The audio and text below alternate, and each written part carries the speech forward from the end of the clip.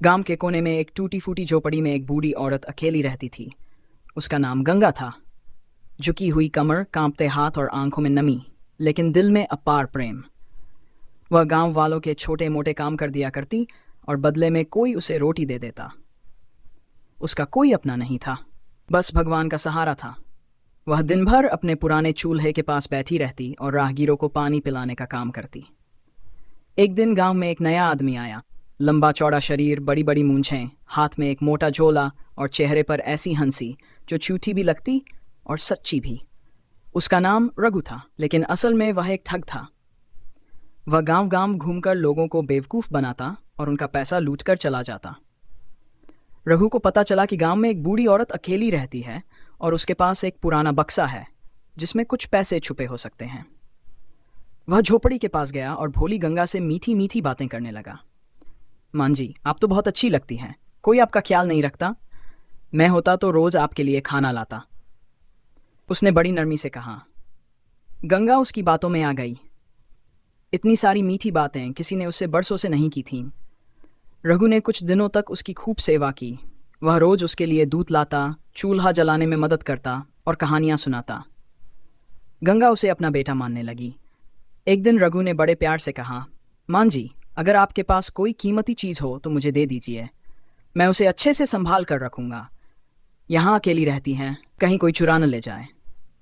गंगा ने धीरे से अपना पुराना बक्सा खोला। उसमें बस कुछ पुराने सिक्के, भगवान की मूर्तियां और उसकी स्वर्गीय बेटे के 2 जोड़ी कपड़े थे। उसकी आंखों में आंसू थे। बेटा, यही मेरा सब कुछ है। मैं इसे नहीं देना चाहती, पर अगर तुम्हें जरूरत हो तो ले जाओ। रघु ने बक्से को जल्दी से उठा लिया और मुस्कुराते हुए बाहर चला गया। उसकी आंखों में चालाकी थी। उसे लगा कि उसने एक और भोली आत्मा को मूर्ख बना दिया। वह गांव छोड़ने ही वाला था कि तभी उसके कानों में गंगा की आवाज पड़ी। वह भगवान से प्रार्थना कर रही थी, हे भगवान, मेरे बेटे को हमेशा खुश रखना। चाहे मुझे भूखा रहना पड़े, पर वो सुखी रहे। रघु के कदम कांप गए। उसके हाथ में बक्सा था, लेकिन दिल भारी हो गया। उसने बहुत लोगों को ठगा था, लेकिन पहली बार किसी ने उसे दिल से आशीर्वाद दिया था। उसकी आंखों में आंसू आ गए। वह झोपड़ी की ओर लौटा, बक्सा गंगा के सामने रख दिया और कांपती आवाज में बोला, मां जी, मैं आपका बेटा नहीं, एक ठग हूं। मैंने बहुत लोगों को धोखा दिया, लेकिन आपके प्यार ने मुझे हरा दिया। मुझे माफ कर दो। गंगा ने मुस्कुराकर उसके सिर पर हाथ रखा। बेटा, जो अपनी गलती मान ले वह ठग नहीं, इंसान होता है। भगवान तेरा भला करे। उस दिन के बाद रघु ने कभी किसी को ठगने की सोची भी नहीं। उसने गंगा की सेवा करने का फैसला किया और उसके साथ रहने लगा। गांव वाले पहले उसे शक की नजरों से देखते, लेकिन धीरे धीरे सब समझ गए कि गंगा के प्रेम ने एक ठग को इंसान बना दिया था। रघु अब पूरी तरह बदल चुका था। वह गंगा की सेवा में जुट गया। सुबह उठकर चूल्हा जलाना, उसके लिए खाना बनाना और झोपड़ी की सफाई करना उसका रोज का काम हो गया। वह गंगा के पुराने फटे कपड़े सिलता, उसके पैरों में हल्का तेल लगाकर मालिश करता और जब भी वह ज्यादा थक जाती तो उसे कहानियां सुनाकर हंसाने की कोशिश करता। गंगा के लिए यह सब किसी सपने जैसा था। सालों से उसने किसी के स्नेह को महसूस नहीं किया था। एक दिन गंगा बीमार पड़ गई। उसकी तबीयत बिगड़ने लगी। वह कमजोर थी, बूढ़ी थी और अब शरीर जवाब देने लगा था। रघु उसे अपनी पीठ पर लादकर गांव के वैद्य के पास ले गया। वैद्य ने दवा दी, लेकिन कहा कि अब गंगा को ज्यादा आराम की जरूरत है। रघु उसकी सेवा में कोई कसर नहीं छोड़ता। वह खाना पकाता, अपने हाथों से उसे खिलाता और अगर रात में गंगा खांसती तो उठकर उसके लिए पानी ले आता। गांव वाले अब रघु को पहले जैसा ठग नहीं समझते थे। पहले वे उसे शक की नजरों से देखते थे, लेकिन अब वे भी मान गए कि वह सच में बदल गया है। कुछ लोग गंगा के लिए फल और दवाइयां भी लाने लगे। ये देखकर गंगा की आंखों में आंसू आ जाते। उसने रघु का हाथ थामा और कांपती आवाज में बोली, बेटा, जब तू पहली बार आया था तब मैं सोच भी नहीं सकती थी कि तू मेरे अपने खून से भी बढ़कर निकलेगा। तूने मुझे नई जिंदगी दी है। रघु की आंखें नम हो गईं। उसने गंगा के पैर छुए और कहा, मां, मैंने जिंदगी में बहुत गलतियां की हैं, लेकिन अब मैं सिर्फ इतना चाहता हूं कि जब तक तुम हो तुम्हारी सेवा करता रहूं। गंगा ने धीरे से उसके सिर पर हाथ रखा, लेकिन अब उसकी आंखों में कमजोरी थी। वह थक गई थी। कुछ ही दिनों में उसकी तबीयत और बिगड़ने लगी। रघु को यह महसूस होने लगा कि अब उसकी माँ ज्यादा दिन उसके साथ नहीं रहेगी। एक शाम गंगा ने रघु को पास बुलाया। वह बहुत धीरे धीरे बोल रही थी, बेटा, मैंने जिंदगी में बहुत कुछ खोया, लेकिन तुझे पाकर सब कुछ पा लिया। मुझे अब कोई दुख नहीं है। रघु की आंखों से आंसू बहने लगे। उसने गंगा का हाथ थामा, लेकिन वह अब शांत हो चुकी थी। उसका स्पर्श ठंडा पड़ने लगा था। गंगा हमेशा के लिए सो चुकी थी। गांव में यह खबर फैल गई। सभी लोग गंगा को अंतिम विदाई देने आए। रघु चुपचाप बैठा रहा। उसकी आंखों से आंसू थमने का नाम नहीं ले रहे थे। जिस औरत को उसने कभी ठगने के इरादे से देखा था, वही उसकी असली मां बन गई थी। गंगा के जाने के बाद रघु ने फैसला किया कि वह अब अपनी जिंदगी दूसरों की सेवा में बिताएगा। उसने अपना पुराना ठग वाला जीवन हमेशा के लिए छोड़ दिया और गांव में गरीबों की मदद करने लगा। वह हर जरूरतमंद के लिए गंगा जैसा सहारा बनने की कोशिश करने लगा। गंगा के नाम पर उसने गांव में एक छोटा आश्रय बनाया, जहां हर अकेले और बेसहारा इंसान को रहने की जगह और प्यार मिल सके। रघु अब बदल चुका था। वह ठग से इंसान बन चुका था, और यह सब एक भोली बुढ़िया के स्नेह की ताकत थी। गंगा के जाने के बाद रघु का जीवन पूरी तरह बदल चुका था। वह रोज सुबह जल्दी उठकर आश्रय गृह की सफाई करता, वहां रहने वालों के लिए खाना बनाता और जो भी जरूरतमंद होता उसकी मदद करने की कोशिश करता। वह खुद को किसी के भी काम में झोंक देता, ताकि गंगा की यादों का खालीपन उसे ज्यादा ना सताए। लेकिन जब रात होती और पूरा गांव सो जाता, तो वह चुपचाप गंगा की झोपड़ी के पास बैठकर आकाश की ओर देखता, मानो अब भी उसकी आवाज सुनने की उम्मीद कर रहा हो। गांव वाले अब उसे पूरी तरह से अपना चुके थे। जो लोग पहले उसे ठग समझते थे, वही अब उसकी इज्जत करते थे। कभी कभी कोई बुजुर्ग औरत उसके पास आकर बैठ जाती और गंगा की बातें करती, जिससे रघु को लगता कि वह कहीं गई ही नहीं, बस किसी और रूप में उसके आसपास मौजूद है। एक दिन गांव में एक अजनबी आदमी आया।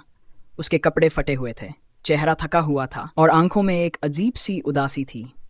वह सीधा रघु के आश्रय गृह पहुंचा और बोला, भैया, क्या मुझे यहाँ रहने की जगह मिल सकती है? मैं बहुत परेशान हूँ, मेरे पास कुछ भी नहीं बचा। रघु ने बिना एक पल सोचे उसे अंदर बुला लिया। उसने उसके लिए खाना बनाया, उसके पुराने कपड़े धोए और उसे सोने की जगह दी। रात को जब दोनों चूल्हे के पास बैठे, तो उस अजनबी ने अपनी कहानी सुनाई। मैं भी कभी तुम्हारी तरह नहीं था। मैंने लोगों को धोखा दिया, ठगी की, किसी का दर्द नहीं समझा। सोचा था कि हमेशा भागता रहूंगा और ऐश की जिंदगी जीऊंगा। लेकिन एक दिन मेरी माँ चली गई, और जब वह गई तो सब कुछ बदल गया। अचानक महसूस हुआ कि मैं दुनिया में अकेला हूं, और अब जो कुछ भी कमाया था वह किसी काम का नहीं। रघु चुपचाप उसकी बातें सुनता रहा। उसे अपने पुराने दिनों की याद आ रही थी। उसने धीरे से उसका हाथ थामा और कहा, जो इंसान अपनी गलती मान ले वह कभी अकेला नहीं रहता। यहाँ रहो, काम करो, और अगर चाहो तो मेरी माँ के नाम से बने इस घर का हिस्सा बन जाओ। उस आदमी की आंखों में आंसू आ गए। वह पहली बार किसी को बिना किसी स्वार्थ के अपनाते हुए देख रहा था। अगले दिन से वह भी आश्रय गृह में मदद करने लगा। धीरे धीरे और भी लोग वहां आने लगे, कोई अनाथ, कोई बेसहारा, कोई भूखा, कोई दुखी। लेकिन जब वे उस घर में आते तो रघु उन्हें वैसे ही अपनाता जैसे गंगा ने उसे अपनाया था। समय बीतता गया। रघु का आश्रय गृह अब गांव का सबसे महत्वपूर्ण हिस्सा बन चुका था। दूर दूर से लोग वहां मदद के लिए आते, और जो एक बार वहां आता वह कभी खाली हाथ नहीं लौटता। रघु अब किसी को भी ठग नहीं सकता था, क्योंकि उसने जाना था कि असली खुशी किसी से कुछ छीनने में नहीं, बल्कि किसी को कुछ देने में है।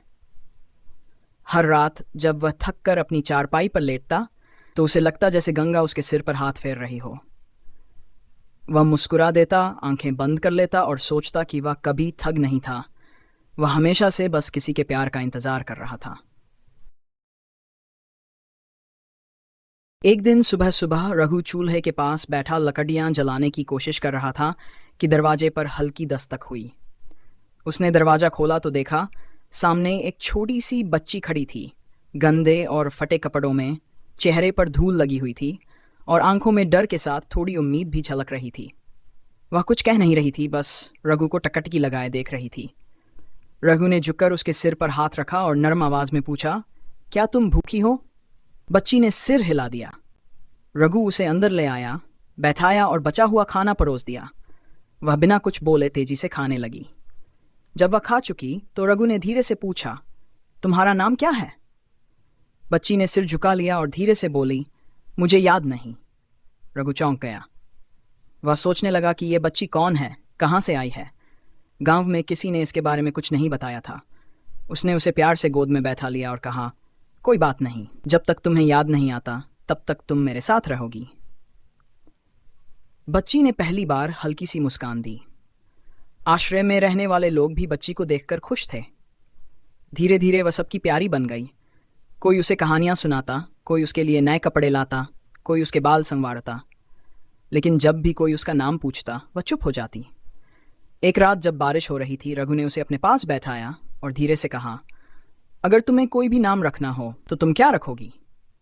बच्ची कुछ देर तक सोचती रही, फिर धीरे से बोली, गंगा। रघु का दिल एक पल के लिए कांप गया। उसकी आंखों में नमी आ गई, लेकिन उसने तुरंत मुस्कान छुपाते हुए कहा, गंगा बहुत अच्छा नाम है, अब से तुम मेरी बेटी गंगा हो। बच्ची ने पहली बार रघु के गले लगकर उसे कसकर पकड़ लिया। वह अब निश्चिंत थी, जैसे उसे अपना घर मिल गया हो। रघु की आंखों में खुशी के आंसू छलक आए। समय बीतने लगा। गंगा बड़ी होने लगी। वह अब रघु के साथ हर काम में मदद करती, आश्रय के लोगों की देखभाल करती और हर राहगीर को अपने मासूम चेहरे से अपनापन महसूस कराती। उसकी हंसी पूरे घर को रोशन कर देती। एक दिन गांव में कुछ लोग आए जो लापता बच्चों को खोजने का काम करते थे।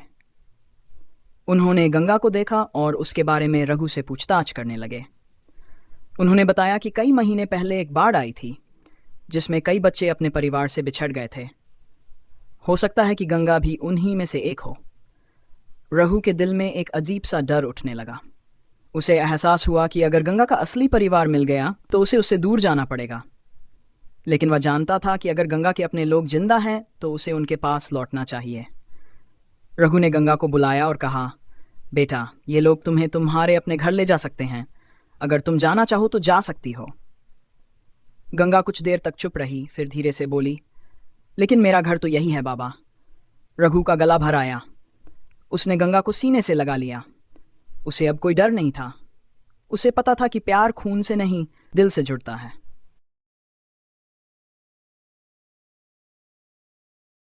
गंगा अब रघु के जीवन का हिस्सा बन चुकी थी। वह बड़ी हो रही थी, समझदार हो रही थी और अब आश्रय गृह की देखभाल में भी रघु का हाथ बंटाने लगी थी। गांव में हर कोई उसे रघु की बेटी के रूप में जानने लगा था।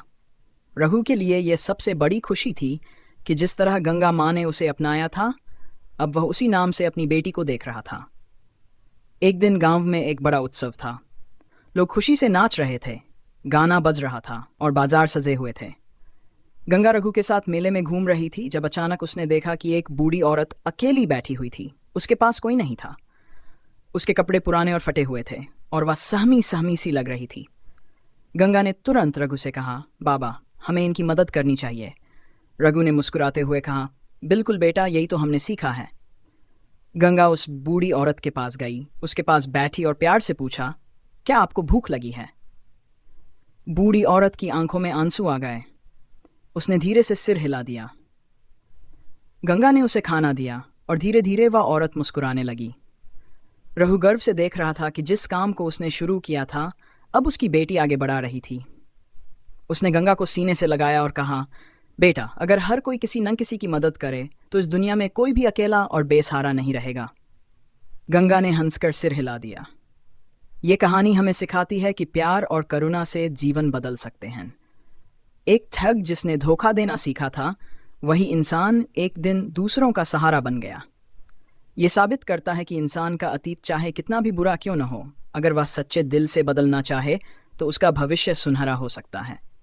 अगर आपको ये कहानी पसंद आई तो इसे ज़रूर शेयर करें और हमारे साथ जुड़े रहें ताकि और भी प्रेरणादायक कहानियाँ आप तक पहुँचती रहें। याद रखें, दुनिया को बदलने के लिए किसी बड़े काम की ज़रूरत नहीं, बस एक छोटे से अच्छे काम की शुरुआत करनी होती है।